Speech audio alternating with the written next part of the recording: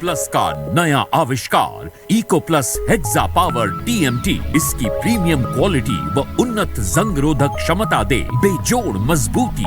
Eco plus cement और steel, इस पर है देश को भरोसा। जब पशुओं को मिलेगा प्यार और मिल्को मोर पशु आहार तो दूध बहेगा, मुनाफा बढ़ेगा। मिल्को मोर पशु आहार।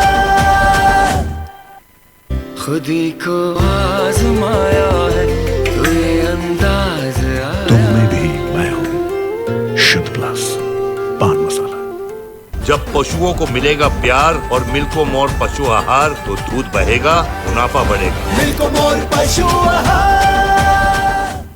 नमस्कार, आप देख रहे हैं लोकमंच न्यूज और मैं हूं आपके साथ सत्यम गौर। दमोह में भगवती मानव कल्याण संगठन के संयुक्त तत्वाधान के दिशा निर्देश में देश स्तर पर नशा विरोधी जन आंदोलन चलाया जा रहा है और भगवती मानव कल्याण संगठन के कार्यकर्ता दमोह जिले में सबसे ज्यादा अवैध शराब पकड़ने में सक्रिय हैं और संगठन के कार्यकर्ता दिन रात जागकर टीम बनाकर लगातार अवैध शराब माफियाओं पर भारी पड़े हुए हैं और हर दिन अवैध शराब पकड़कर यह साबित कर रहे हैं कि दमोह जिले में लगातार अवैध शराब बेची जा रही है। पुलिस और आबकारी विभाग को भले ही अवैध शराब की भनक ना लगे और दिन दहाड़े शराब निकल जाए, लेकिन संगठन के कार्यकर्ता से अवैध शराब निकालना नामुमकिन है। लगातार इनकी पैनी नजर बनाए हुए हैं। संगठन के कार्यकर्ताओं का आरोप है कि जब भाजपा के ही कार्यकर्ता अगर अवैध शराब बेचने लगेंगे तो फिर सरकार और समाज में क्या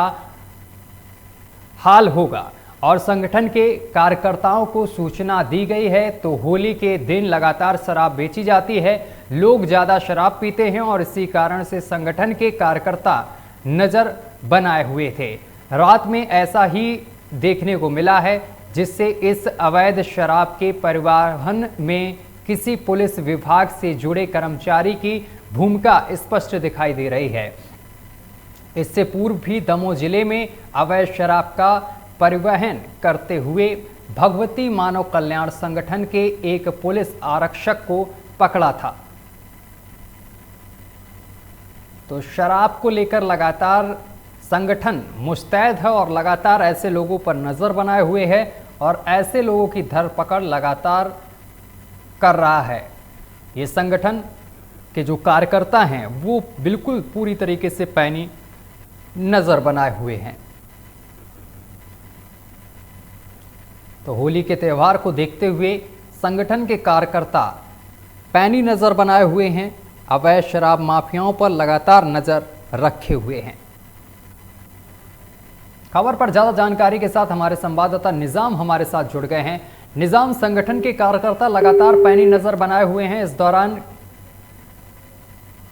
चलिए, हमारे संवाददाता का संपर्क टूट गया, एक बार फिर से संवाददाता से संपर्क साधने की कोशिश करेंगे।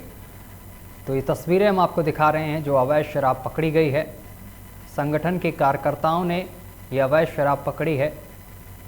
पुलिस और आबकारी विभाग को भले ही अवैध शराब की भनक ना लगे और दिन दहाड़े शराब निकल जाए, लेकिन संगठन के कार्यकर्ताओं से अवैध शराब निकालना नामुमकिन है। संगठन के कार्यकर्ताओं का आरोप है कि जब भाजपा के ही कार्यकर्ता अगर अवैध शराब बेचने लगेंगे तो फिर शराब और समाज में क्या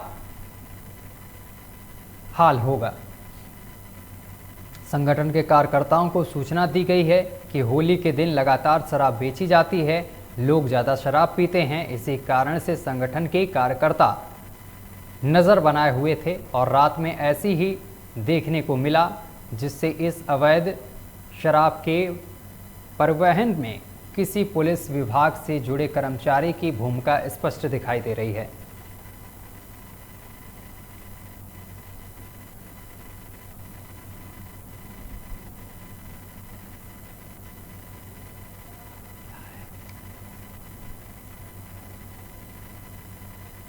तो तस्वीरें दिखा रही हैं, संगठन के कार्यकर्ता हैं जिन्होंने शराब को पकड़ा है और ये लगातार जिले में नजर बनाए हुए हैं। तो ये शराब हम आपको दिखा रहे हैं जो अवैध शराब है जो पकड़ी गई है। ये संगठन के कार्यकर्ता हैं जो लगातार जिले में पैनी नजर शराब माफियाओं पर बनाए हुए हैं। खबर पर ज़्यादा जानकारी के साथ एक बार फिर से हमारे संवाददाता निज़ाम हमारे साथ जुड़ गए हैं। निजाम जो संगठन के कार्यकर्ता हैं लगातार पैनी नजर बनाए हुए हैं और एक सफलता भी हासिल हुई है, क्या कुछ पूरा मामला है? काहे के ऊपर से आवाज सही नहीं आ रही। निजाम, आवाज पहुंच रही है आप तक? हाँ, आवाज सही नहीं आ रही था। निजाम, जो ये कार्रवाई की गई है इसको लेकर क्या कुछ अपडेट है आपके पास? काहे के शराब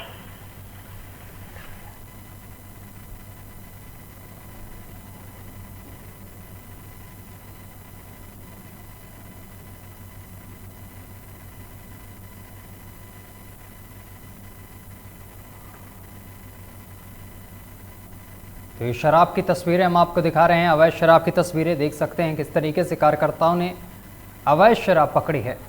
एक बार फिर से निजाम जुड़ गए। निजाम, क्या कुछ पूरा मामला है, विस्तार से बताएं।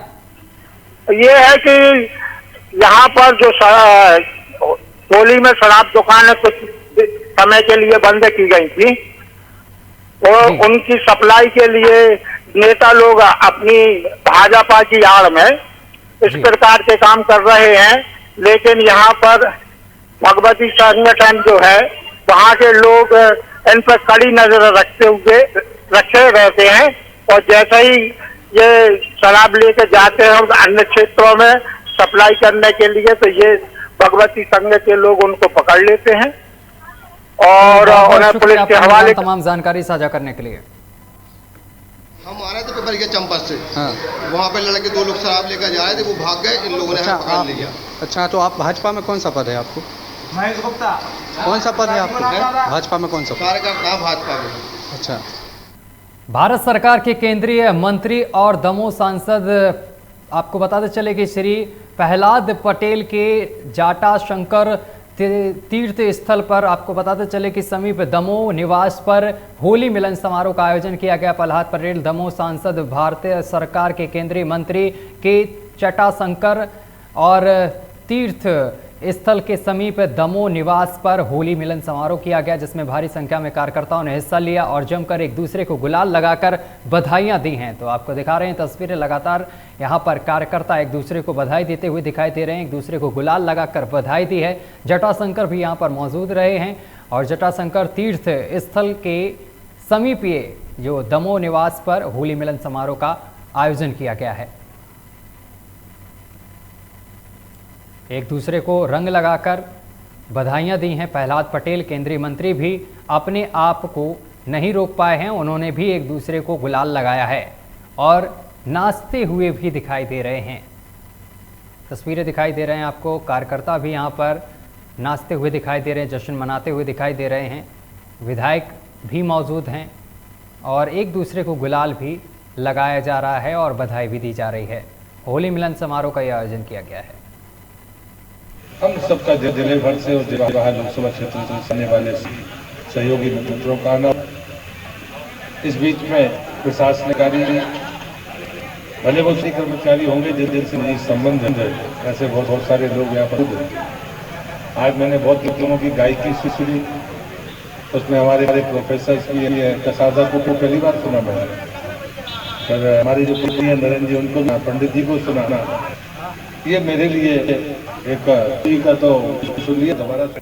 इंदौर के बाणगंगा थाना क्षेत्र की गोविंद कॉलोनी में एक युवक को होली का जश्न मनाना इतना महंगा पड़ गया है, युवक ने कभी सोचा भी नहीं होगा। जहां अपने हाथ में चाकू लेकर जश्न में नाच रहे युवक की खुद के हाथ से ही सीने में चाकू लगने से मौत हो गई है और जिसका वीडियो सोशल मीडिया पर तेजी से वायरल हो रहा है। दरअसल पूरी घटना इंदौर के बाणगंगा थाना क्षेत्र के गोविंद कॉलोनी की है, जहां पर युवक गोपाल होली का जश्न मना रहा था और इसी दौरान वो अपने हाथ में चाकू लिए था और चाकू गलती से उसके सीने में लग गई, जिससे कि उसकी मौत हो गई है। वहीं सूचना पर पहुंची पुलिस अब पूरे मामले की जांच पड़ताल कर रही है। तस्वीरें हम आपको दिखा रहे हैं, ये युवक अपने हाथ में चाकू लेकर डांस करता हुआ नजर आ रहा है और इसी के हाथ से चाकू लग गई, जिससे कि इसकी मौत हो गई है।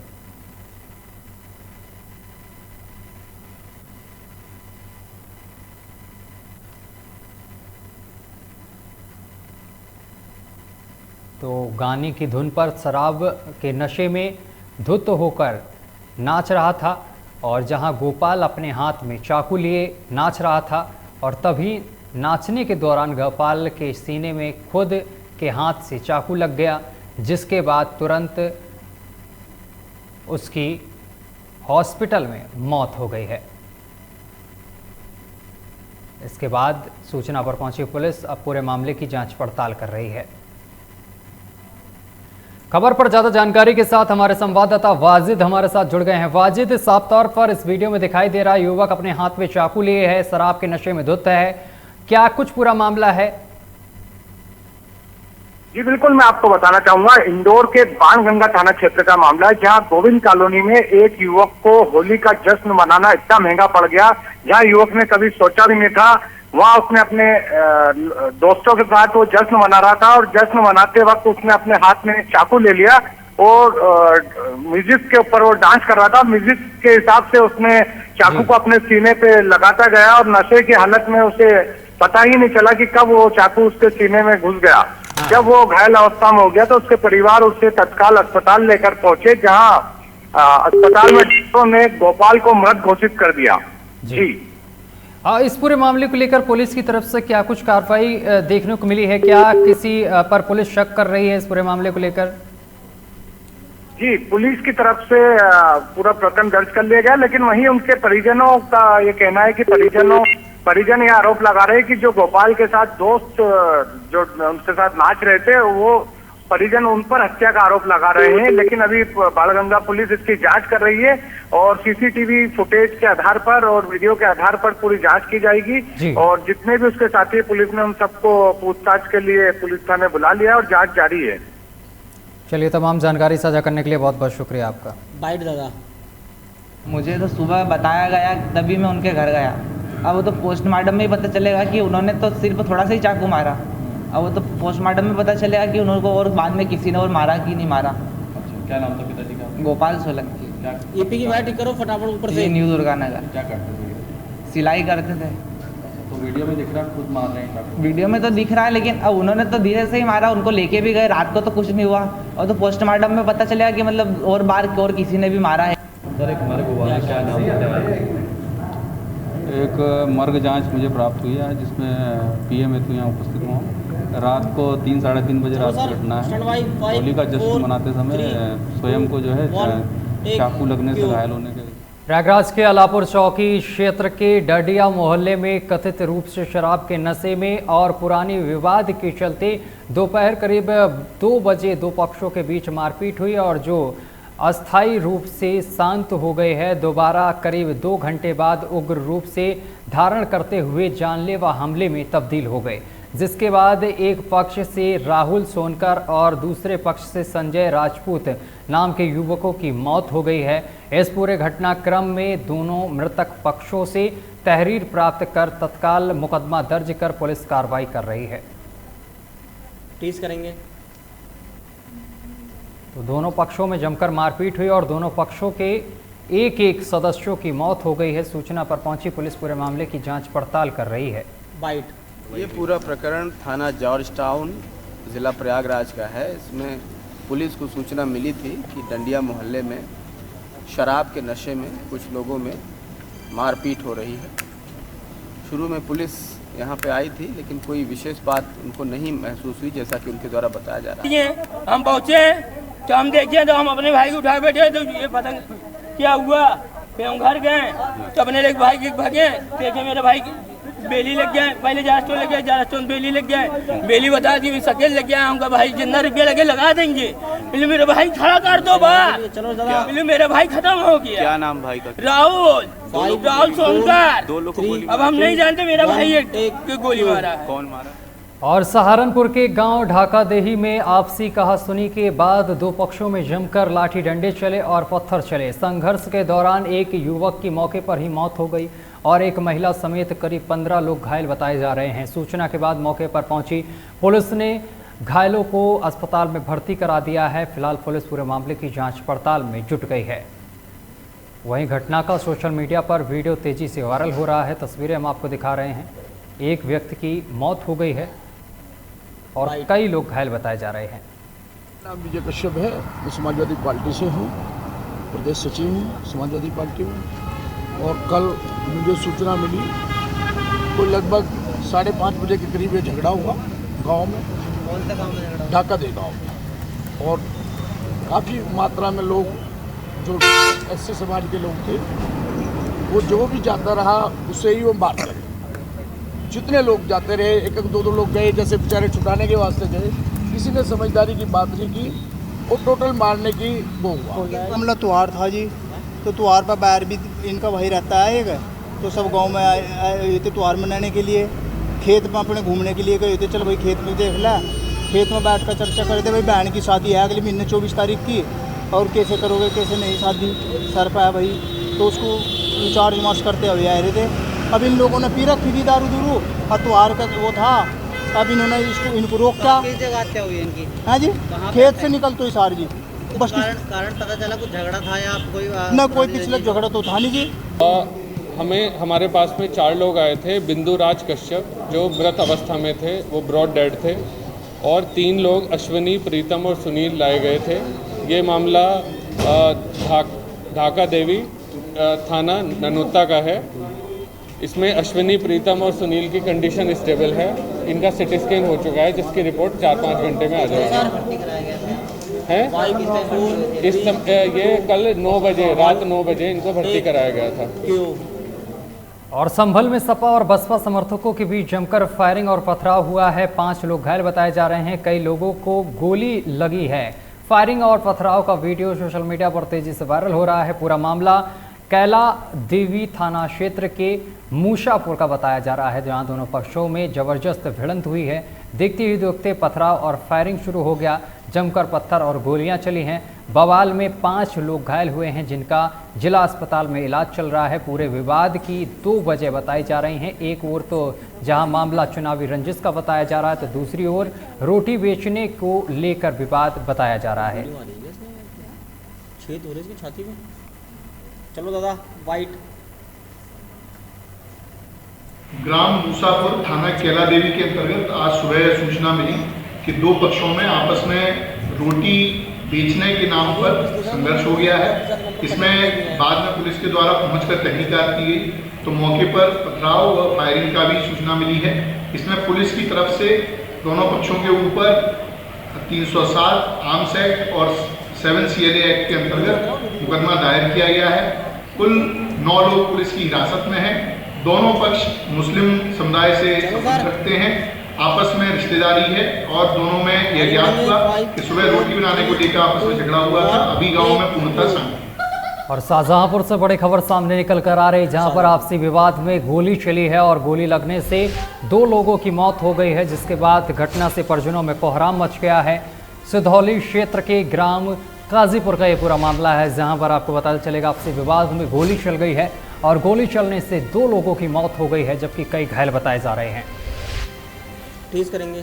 तो सिधौली क्षेत्र का ये पूरा मामला बताया जा रहा है। सिधौली क्षेत्र के ग्राम काजीपुर का मामला बताया जा रहा है। सूचना पर पहुंचे पुलिस पूरे मामले की जांच पड़ताल कर रही है। पुलिस ने मृतक के शव को कब्जे में लेकर पोस्टमार्टम के लिए भेज दिया है। संभल नहीं है। तो शाहजहांपुर से बड़ी खबर हम आपको बता रहे हैं, जहां आपको बताते चले कि गोली चलने से 2 लोगों की मौत की खबर सामने निकल कर आ रही है। चलो दादा वाइंड अप। 3, 2, 1 टेक। क्यों और चलिए इसी के साथ बुलेटिन में अभी के लिए बस इतना ही। देश दुनिया की तमाम खबरें देखने के लिए देखते रहिए लोकमंच न्यूज।